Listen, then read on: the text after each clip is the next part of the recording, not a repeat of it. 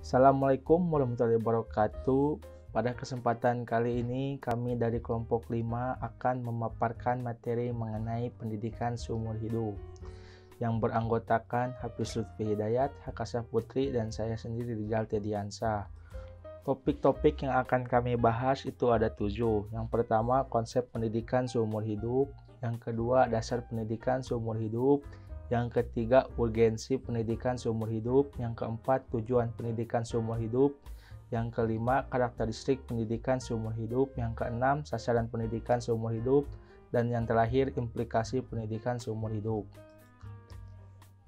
Konsep pendidikan seumur hidup. Pengertian pendidikan seumur hidup adalah pendidikan yang menekankan bahwa proses pendidikan berlangsung secara terus-menerus sejak seseorang dilahirkan hingga meninggal dunia, baik secara formal maupun non-formal. Makna pendidikan seumur hidup. Yang pertama, perspektif filosofis. Manusia adalah makhluk yang perlu dididik dan dapat dididik serta mampu mendidik diri sendiri. Yang kedua, potensialitas idealitas. Pendidikan seumur hidup bakal memungkinkan seseorang mengembangkan potensinya sesuai dengan kebutuhan sepanjang hidupnya. Yang ketiga, perspektif ekonomi, upaya yang sangat efektif untuk keluar dari kebodohan, keterbelakangan yang menjadi penyebab kemiskinan dan kemeralatan. Yang keempat, perspektif sosiologis bermakna, yaitu upaya untuk mengatasi anak-anak yang belum atau tidak sempat mengenyam pendidikan formal sekolah, terutama di negara yang belum berkembang. Yang kelima, perspektif teknologis. Ilmu pengetahuan dan teknologi mengalami perubahan dan perkembangan yang sangat pesat. Yang terakhir yaitu perspektif pedagogis. Perkembangan ilmu pengetahuan dan teknologi yang sangat cepat dewasa ini mempengaruhi berbagai aspek pendidikan. Lalu selanjutnya ada dasar pendidikan seumur hidup. Yang pertama itu berdasarkan teoritis. Terdapat dalam hadis riwayat Muslim yang artinya tuntutlah ilmu oleh kalian dari buayan hingga liang lahat. Selanjutnya yaitu menurut Johann Amos Comenius mencetuskan konsep pendidikan adalah untuk membuat persiapan yang lebih berguna hari akhir nanti. Cropley 2001 halaman 67.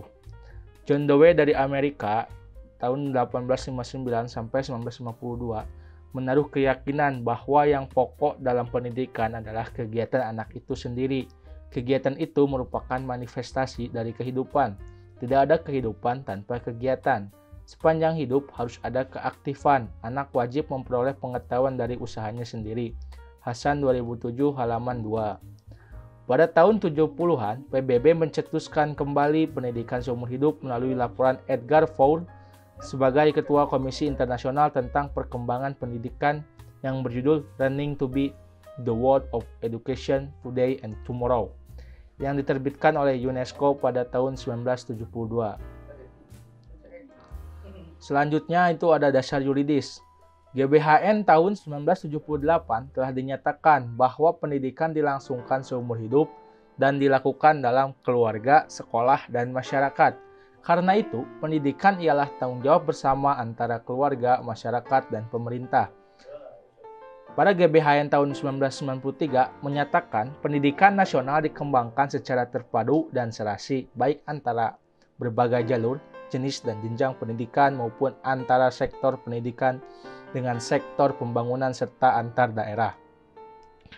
Pada pasal 1 ayat 1 Undang-Undang Nomor 20 Tahun 2003 tentang Sistem Pendidikan Nasional ditegaskan bahwa pendidikan adalah usaha sadar dan terencana untuk mewujudkan suatu suasana pembelajaran dalam proses pembelajaran agar peserta didik secara aktif mengembangkan potensi dirinya untuk memiliki kekuatan spiritual keagamaan, pengendalian diri, kepribadian, kecerdasan, akhlak mulia, serta keterampilan yang diperlukan dirinya, masyarakat, bangsa, dan negara. Pasal 5 ayat 5 Undang-Undang Nomor 20 Tahun 2003 menyatakan bahwa setiap warga negara berhak mendapat kesempatan meningkatkan pendidikan sepanjang hayat. Dipertegas kembali pada pasal 13 ayat 1 Undang-Undang Nomor 20 Tahun 2003 menyatakan jalur pendidikan terdiri atas pendidikan formal, non-formal, dan informal yang dapat saling melengkapi dan memperkaya. Urgensi pendidikan seumur hidup. Terdapat 3 faktor yang mendorong perlunya dilaksanakan pendidikan seumur hidup, yaitu keterbatasan kemampuan pendidikan sekolah, perubahan masyarakat dan peranan sosial, pendayagunaan sumber yang masih belum optimal. Yang pertama, keterbatasan kemampuan pendidikan sekolah. Banyak lulusan pendidikan sekolah tidak bisa bersaing di dunia kerja karena pembelajaran di sekolah yang kurang efisien, kegiatan pembelajaran kurang maksimal, dan waktu yang terbatas, sehingga menyebabkan tidak terpenuhinya standar tertentu untuk dapat bersaing. Disinilah pentingnya pendidikan seumur hidup. Pendidikan yang bersifat semesta, dinamis, terus berkembang, dan dapat melengkapi keterbatasan sebelumnya. Lalu yang kedua, perubahan masyarakat dan peranan sosial. Situasi yang dialami saat melakukan pendidikan dan yang ada di dunia kerja itu berbeda, sehingga diperlukannya kemampuan adaptasi dalam setiap individu untuk dapat menyesuaikan diri dengan lingkungannya, juga perkembangan teknologi yang belum tentu diajarkan saat sekolah. Untuk itu, guru sebagai pengajar pendidikan tidak lagi berperan sebagai orang yang serba tahu, namun harus menjadi pembelajar sejati untuk menghadapi perubahan yang terus berlangsung. Dan yang terakhir adalah pendayagunaan sumber yang masih belum optimal. Kurangnya sumber yang mendukung pelaksanaan pendidikan dapat diatasi dengan cara optimalisasi penggunaan sumber yang telah tersedia dan juga terus menggali sumber-sumber baru yang nantinya dapat meningkatkan proses pendidikan. Pengelolaan pendidikan sekolah memerlukan pemberdayaan potensi siswa secara optimal, baik yang telah terlihat maupun yang belum terlihat. Lalu tujuan pendidikan seumur hidup. Tujuan akhir pendidikan seumur hidup adalah mencapai kualitas hidup pribadi, sosial, dan profesional seoptimal mungkin. Secara potensial, keseluruhan potensi manusia akan diisi dan dikembangkan sesuai dengan peran dan kebutuhannya. Lalu pendidikan seumur hidup dapat menyeimbangkan aspek jasmani dan rohani yang dapat mewujudkan manusia yang seutuhnya. Karakteristik pendidikan seumur hidup. Pendidikan seumur hidup memiliki karakteristik sebagai berikut, menurut W. Rashidin pada tahun 1989. Yang pertama, keterpaduan vertikal atau dimensi waktu. Ciri keterpaduan vertikal atau dimensi waktu ini mengandung makna bahwa pendidikan seumur hidup merupakan suatu keseluruhan yang terpadu dari seluruh kegiatan pendidikan dan atau pengalaman belajar yang terdapat dalam semua tahapan kehidupan manusia. Dimensi ini mengandung makna bahwa pendidikan berlangsung dalam seluruh tahap perkembangan kehidupan seseorang, sejak lahir sampai mati. Pada setiap tahap perkembangan hidup seseorang itu, secara terus-menerus berlangsung kegiatan belajar dan seseorang menjadi pembelajar yang tertuju kepada pencapaian pertumbuhan dan perkembangan kualitas kehidupan yang optimal, tertuju pada penyempurnaan hidup dalam tahap tersebut. Kegiatan belajar pada suatu tahap perkembangan seseorang juga menjadi dasar dan bahan persiapan belajar untuk tahap berikutnya, sehingga akhirnya tercapai kualitas hidup personal, sosial, dan profesional yang optimal. Konsep keterpaduan vertikal mengandung arti bahwa pendidikan tidaklah berakhir atau berhenti setelah pendidikan di sekolah selesai. Pendidikan terus berlangsung setelah pendidikan di sekolah tamat. Dengan kata lain, pendidikan terus berlangsung sampai seseorang menemui ajalnya. Perpanjangan pendidikan ini tidaklah berarti masa pendidikan di sekolah diperpanjang sampai mati. Tetapi, pendidikan sekolah haruslah menjadi salah satu tangga atau jalan untuk mampu belajar terus setiap waktu dalam hidup seseorang sesuai dengan kebutuhannya setelah seseorang tamat sekolah. Makna lain dari keterpaduan vertikal adalah bahwa pendidikan seumur hidup tidaklah sama dengan pendidikan orang dewasa. Dengan kata lain, pendidikan seumur hidup mencakup keseluruhan masa pendidikan sejak lahir hingga mati, yang terdiri atas masa pendidikan sebelum, selama, dan setelah belajar di sekolah. Dalam pendidikan seumur hidup, seseorang hendaknya menjadi pembelajar yang terus-menerus belajar, baik sebelum, selama, maupun setelah sekolah. Yang kedua, keterpaduan horizontal, atau dimensi isi atau konten. Dalam hubungan ini, Pendidikan seumur hidup berarti pendidikan yang mencakup perkembangan semua aspek kehidupan dan kepribadian seseorang. Hal ini berarti bahwa pendidikan yang berlangsung dalam setiap tahap hidup seseorang harus mampu mengembangkan secara terpadu aspek-aspek fisik, intelektual, afektif, dan spiritual, sehingga pada akhirnya tercapai perkembangan kepribadian yang lengkap. Makna lain dari keterpaduan horizontal ini adalah bahwa pendidikan seumur hidup mencakup pendidikan umum dan pendidikan profesional yang saling melengkapi atau saling menunjang. Pendidikan seumur hidup menghendaki agar pendidikan tidak hanya mengembangkan efisiensi kerja secara profesional atau pendidikan profesional, tetapi juga mengembangkan aspek-aspek kehidupan manusia sebagai anggota masyarakat, warga negara, dan sesama umat. Yang ketiga, keterpaduan ekologis atau dimensi tempat atau lingkungan. Konsep pendidikan seumur hidup mengakui bahwa pendidikan berlangsung dalam lingkungan kehidupan manusia.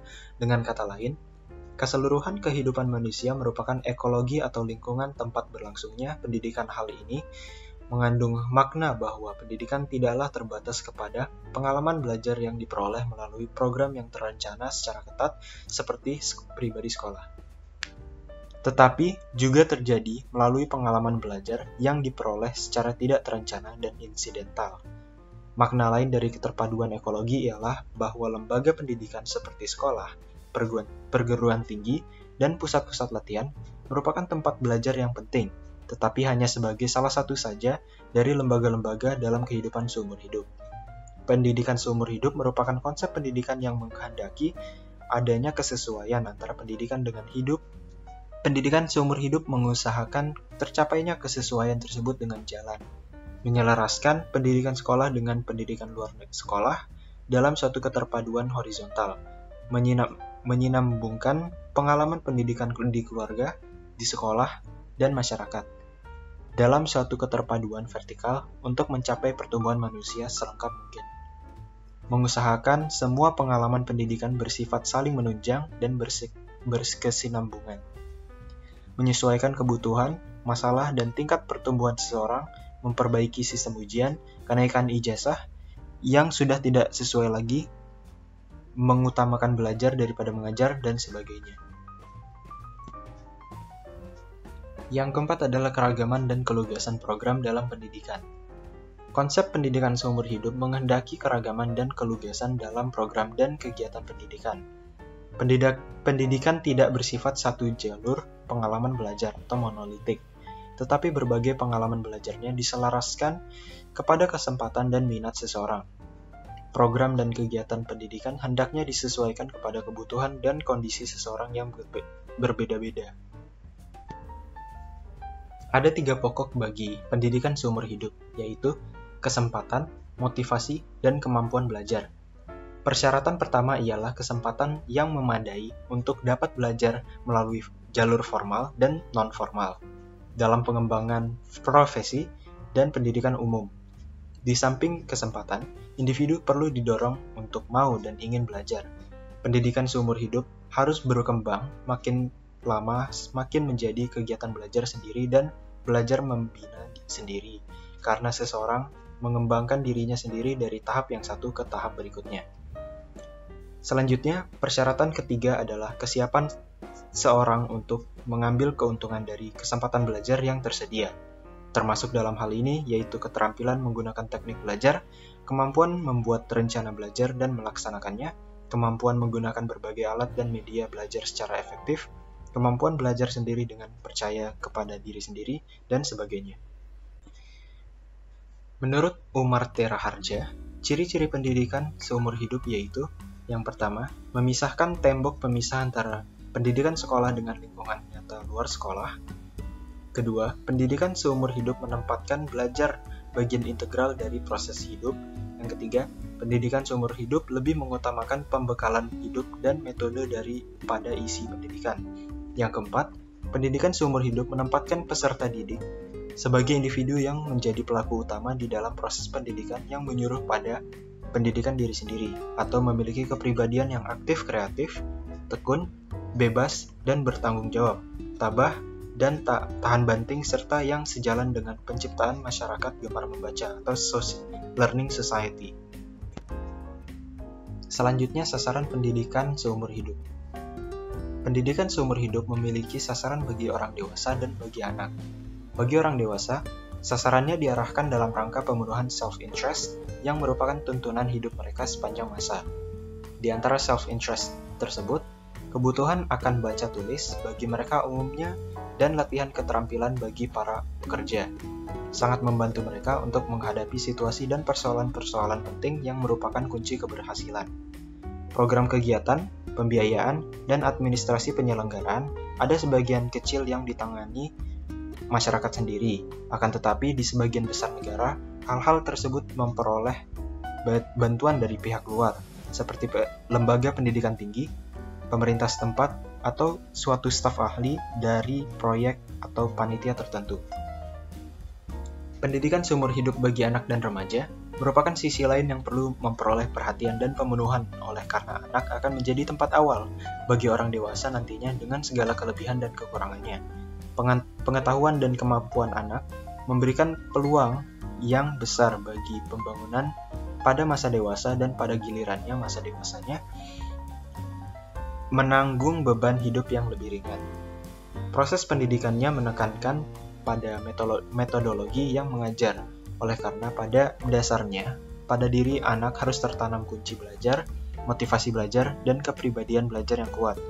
Program kegiatan disusun mulai peningkatan kecakapan baca, tulis, keterampilan dasar, dan mempertinggi daya pikir anak, sehingga memungkinkan anak terbiasa untuk belajar, berpikir kritis, dan mempunyai pandangan kehidupan yang dicita-citakan pada masa yang akan datang. Selanjutnya, implikasi konsep pendidikan seumur hidup. Yang pertama, implikasi pendidikan seumur hidup pada program-program pendidikan. Implikasi pendidikan seumur hidup pada program pendidikan dalam garis besarnya dapat dikelompokkan dalam 6 kategori sebagai berikut. Yang pertama, pendidikan baca tulis fungsional atau KF. Program ini tidak saja penting bagi pendidikan seumur hidup karena relevansinya dengan kondisi yang ada pada negara-negara berkembang, karena masih banyaknya penduduk yang buta huruf, dan juga sangat penting ditinjau dari implementasinya.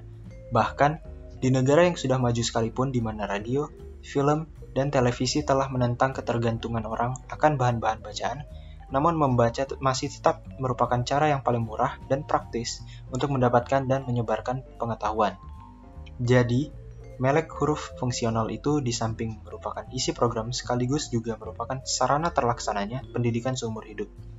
Sebab itu realisasi baca tulis fungsional itu harus memuat dua hal, yaitu yang pertama, memberikan kecakapan membaca, menulis, dan menghitung atau 3M yang fungsional bagi anak didik, dan menyediakan bahan-bahan bacaan yang diperlukan untuk mengembangkan lebih lanjut kecakapan yang telah dimilikinya itu. Kemudian pendidikan vokasional. Apakah pendidikan vokasional itu sebagai program pendidikan di luar sekolah bagi anak didik di luar batas usia sekolah, ataukah sebagai program pendidikan formal dan non-formal dalam rangka apprenticeship training, merupakan salah satu origram penting dalam rangka pendidikan seumur hidup.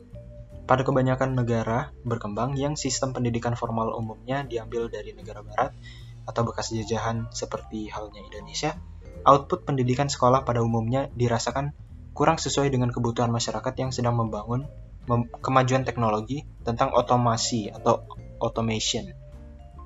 Dan makin meluasnya industrialisasi menuntut pendidikan vokasional untuk terus-menerus ada. Kemudian pendidikan profesional.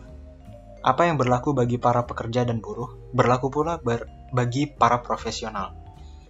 Bahkan tantangan buat mereka itu lebih besar dan kuat. Mereka berusaha keras terus-menerus dan bergerak cepat agar tidak ditinggalkan oleh kemajuan. Sebab itu, dalam tiap-tiap profesi hendaknya telah tercipta built-in mechanism yang memungkinkan golongan profesional itu selalu mengikuti perubahan dan kemajuan dalam metode perlengkapan, teknologi, dan sikap profesionalisme. Dan ini merupakan realisasi dari pendidikan seumur hidup. Pendidikan ke arah perubahan dan pembangunan. Pendidikan bagi anggota masyarakat dari berbagai golongan usia agar mereka mampu mengikuti perubahan sosial dan pembangunan merupakan konsekuensi penting daripada asas pendidikan seumur hidup. Abad ilmu pengetahuan dan teknologi itu pengaruhnya telah menyusup dalam berbagai aspek kehidupan manusia dan masyarakat. Seorang ibu rumah tangga yang bekerja di rumahnya dengan kompor listrik, mesin cuci listrik, dan perkakas rumah tangga lainnya yang serba elektronik itu bagaikan seorang sarjana yang bekerja di laboratoriumnya. Semua itu mengandung konsekuensi program pendidikan yang terus-menerus. Pendidikan kewarganegaraan dan kedewasaan politik. Tidak saja bagi warga negara biasa, melainkan para pemimpin masyarakat pun sangat membutuhkan pendidikan kewarganegaraan dan kedewasaan politik itu. Dalam alam pemerintah dan masyarakat yang demokratis, maka kedewasaan warga negara dan para pemimpinnya dalam kehidupan bernegara sangat penting. Untuk itu, program pendidikan kewarganegaraan dan kedewasaan politik itu merupakan bagian yang sangat penting dari pendidikan seumur hidup. Pendidikan kultural dan pengisian waktu luang. Spesialisasi yang berlebihan dalam masyarakat, bahkan yang telah dimulai pada usia muda dalam program pendidikan formal di sekolah, membuat manusia menjadi berpandangan sempit pada bidangnya sendiri. Buta kekayaan nilai-nilai kultural yang terkandung dalam warisan budaya masyarakat sendiri. Seseorang yang disebut educated man harus memahami dan menghargai sejarah kesusastraan, kultural, dan pengisian waktu senggang secara kultural dan konstruktif, merupakan bagian penting dari pendidikan seumur hidup. Yang kedua, implikasi pendidikan seumur hidup pada pendidikan sekolah. Fungsi dan tujuan sekolah. Pendidikan sekolah ialah pendidikan untuk mengembangkan semua aspek kepribadian baik kognitif, afektif, dan keterampilan. Tujuan pendidikan sekolah tidak hanya menguasai bahan pelajaran, tetapi juga dapat menggunakan apa yang telah dipelajari itu untuk mampu belajar sendiri dan membina diri kapanpun dan dimanapun. Program pendidikan sekolah. Program kegiatan pendidikan terdiri atas kegiatan kurikuler, kokurikuler, dan ekstrakurikuler. Proses pendidikan atau kegiatan pembelajaran hendaknya tidak hanya melalui satu jalur pengalaman belajar saja, tetapi lebih merupakan gabungan dari berbagai pengalaman belajar pendekatan, strategi, dan modal, serta metode yang bervariasi. Atas kurang dan lebihnya mohon maaf. Sekian dari kami. Wassalamualaikum warahmatullahi wabarakatuh.